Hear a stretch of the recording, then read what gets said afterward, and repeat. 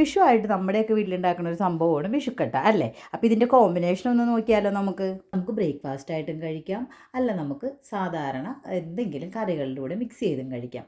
വിഷുക്കട്ട ഉണ്ടാക്കാനായിട്ട് തേങ്ങ, ജീരകം, നാളികേരത്തിൻ്റെ പാലാണ് എടുക്കുന്നത്. പച്ചരി, ഉണക്കലരി എടുക്കാം. ഇതൊക്കെ വെച്ചിട്ടാണ് നമ്മൾ വിഷുക്കട്ട ഉണ്ടാക്കുന്നത്. ഈ വിഷുക്കട്ടയുടെ കൂടെ ഉള്ള കോമ്പിനേഷൻ പറയാൻ വേണ്ടിയിട്ടാണ് ഞാൻ ഈ വീഡിയോ ചെയ്യുന്നത്. സാധാരണ നമ്മൾ മാങ്ങാക്കറി ഇട്ടിട്ടാണ് വിഷുക്കട്ട കഴിക്കാറ്.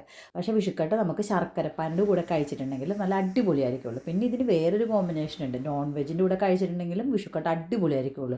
കോഴിക്കറിയാണ് ഇതിന് ഏറ്റവും ബെസ്റ്റ്. നല്ല വറുത്തരച്ചതോ അല്ലെങ്കിൽ നല്ല ക്രീമി ആയിട്ടുള്ള കോഴിക്കറിയുടെ കൂടെ ഇത് കഴിച്ചിട്ടുണ്ടെങ്കിലും സൂപ്പറായിരിക്കും കേട്ടോ. അപ്പോൾ എന്തായാലും ഇപ്പോൾ ഈ പ്രാവശ്യത്തെ വിഷു കഴിഞ്ഞു. അടുത്ത പ്രാവശ്യമെങ്കിലും ഒന്ന് വിഷുക്കട്ട ഒന്ന് ട്രൈ ചെയ്ത് നോക്കണം കേട്ടോ. ഈ കോമ്പിനേഷനാണ് ട്രൈ ചെയ്ത് നോക്കേണ്ടത്.